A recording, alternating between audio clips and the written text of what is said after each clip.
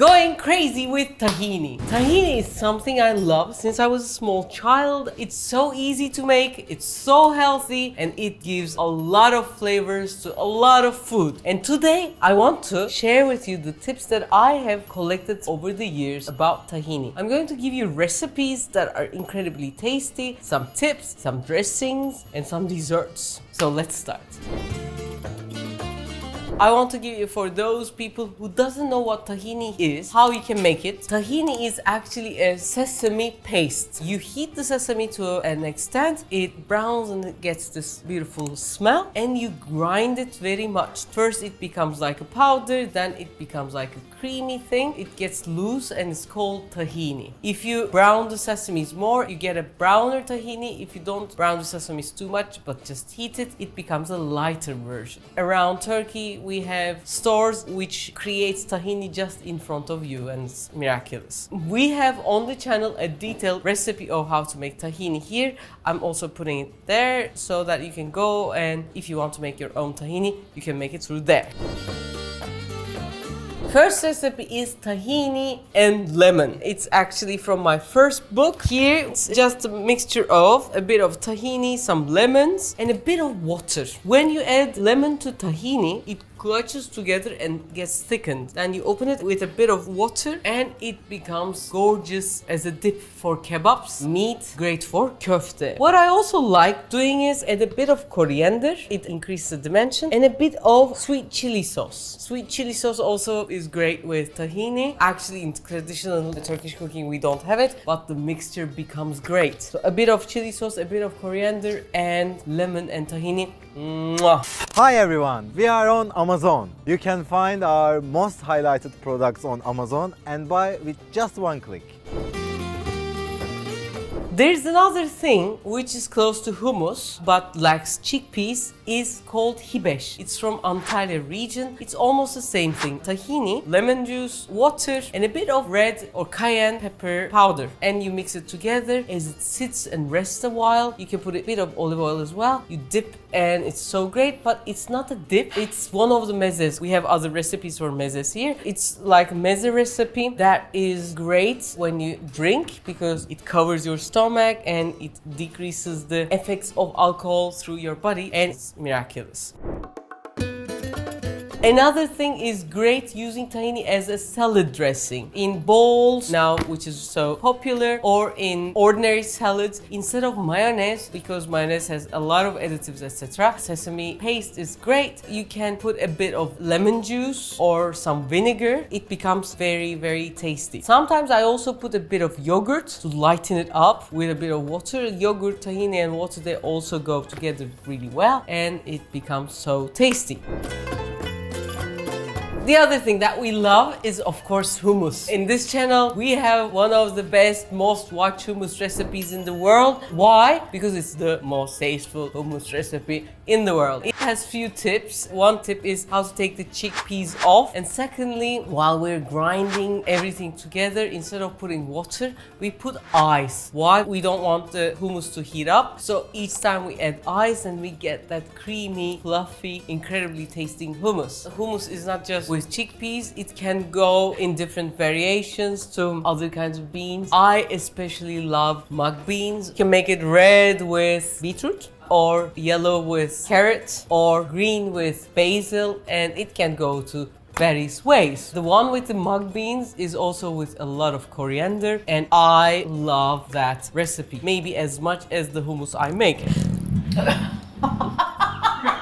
Guys, sometimes I see some comments. The mic is just under here. Of course, my stomach is also here.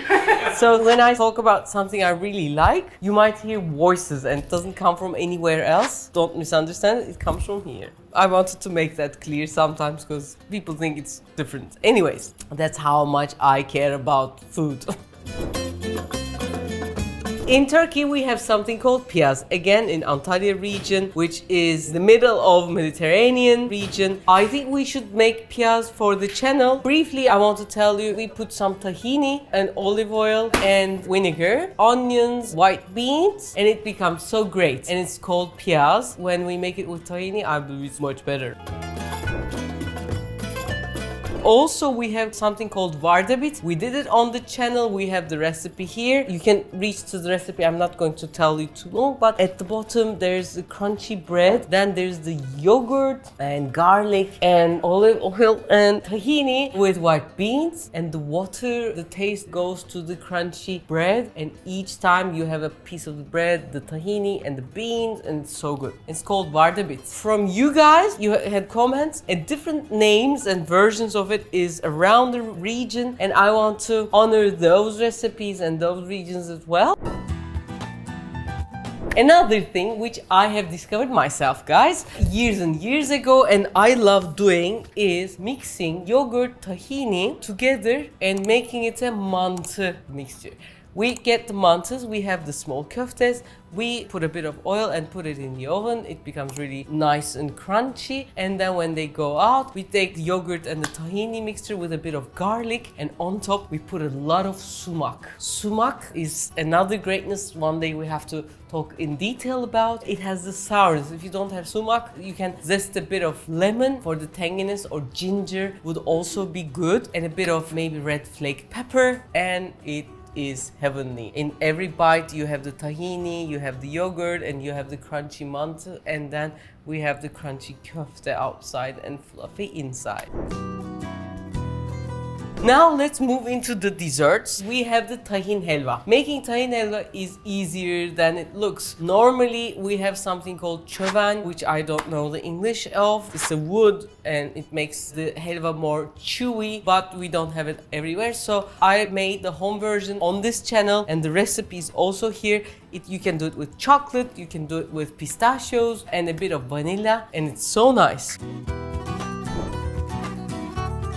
Another thing which I have done over the years, another discovery was, I have made lahmacun with filo dough, and it's something like this. There were leftovers on the sides of the lahmacun. I said, what can I do with this? And then I came up with this recipe, which is like a chocolate chip cookie. It is done in about 2 minutes. What I do, I put the yufkas in, I put a bit of tahini, brown sugar or molasses if you like, and then a bit of butter. I grind it and it becomes like a dough, and then I put the chocolate and grind it for another 30 seconds. It becomes like small chocolate chips. Make the patty and 2-3 minutes in the oven. So good. You can say, Refika, I cannot find filo dough. That happened to me as well. You can do it with lavash or tortilla bread, or with ordinary stale bread. Put the stale bread, put a bit of tahini, put a bit of brown sugar or sugar, add a bit of butter, put it into the processor, and then add the last minute chocolate, or if you don't want, you can add a bit of walnuts, and then it becomes a nice cookie.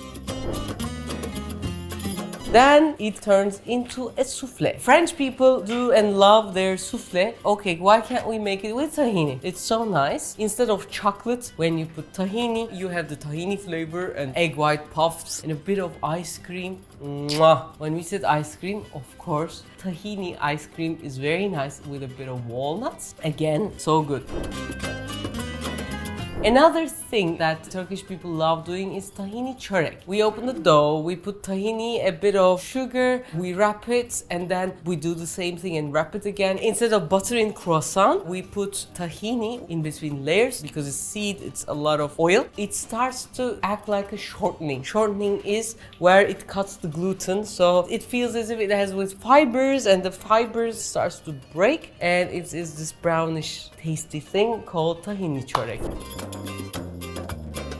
You might say, Refika, this is becoming too complicated, so I want to move you to something less complicated, which is we have the molasses, the tahini and molasses, we mix it up together. When we were children and when we weren't able to find Nutella and its variations so easily, that was our Nutella. Tahini and molasses with no additives, with no weird stuff, with no chemicals. It's just fruit juice, evaporated and taken the acid, so it's sweet. So you can find molasses in Turkish markets, Arab markets. Mix it with tahini. Actually, it is different than the pomegranate pomegranate molasses, which I have here. This is called nar ekşisi. It's different. This is more sour. Other molasses are not. Actually, it has to be sour, but unfortunately, somehow to English, it has turned into pomegranate molasses. This is not gonna be very sweet, but when you mix pomegranate molasses with tahini and add a bit more lemon to it or water to it, it becomes a gorgeous salad dressing. Instead of a thick French sauce, I also years ago mixed tahini, molasses, and beef stock. Becomes this gorgeous sauce for meat.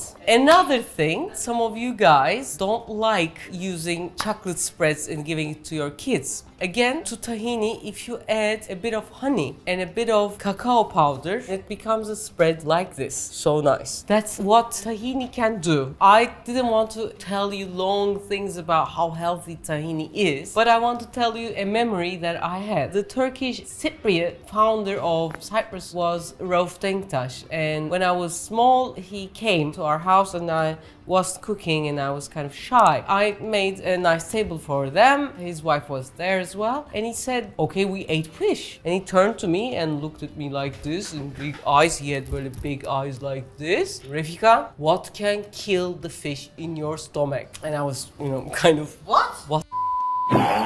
I wasn't able to answer, and then he said that the fish would be killed in your stomach by tahin helva. Actually, it's not the helva that is killing it, it's the tahini, which is a great antioxidant, meaning a lot of things, it's anti-cancerogen, etc. But actually, taking the toxins out, taking antitoxinic actually. Let's say you went into a dirty place, like the earthquake had a lot of things in the air, etc. etc. We all had some toxins in our body. To get rid of those, eating tahini is something great for the elderly as well, because they have to have some nice, good quality oil, and sesame oil is good. And if you can find an organic sesame, you can make your organic and really healthy tahini yourself with, again, no additives. These are some of the things I wanted to tell you. With one ingredient, I want to take you to really interesting, simple places. Hope you enjoyed our journey. If you have enjoyed our journey, you know what to do. We are, as you have seen, like a family. We have young, great chefs, which I take care really well, as you can see. If you support us, our economy is getting worse every day. Any kind of support is so good. Liking the video, sharing it with your loved ones is so important for us. I love you guys, and if you have spared your time and watched the video so far, please spare a little bit more and just do one of the recipes that we have given here. You will understand what I'm saying. Love you so much.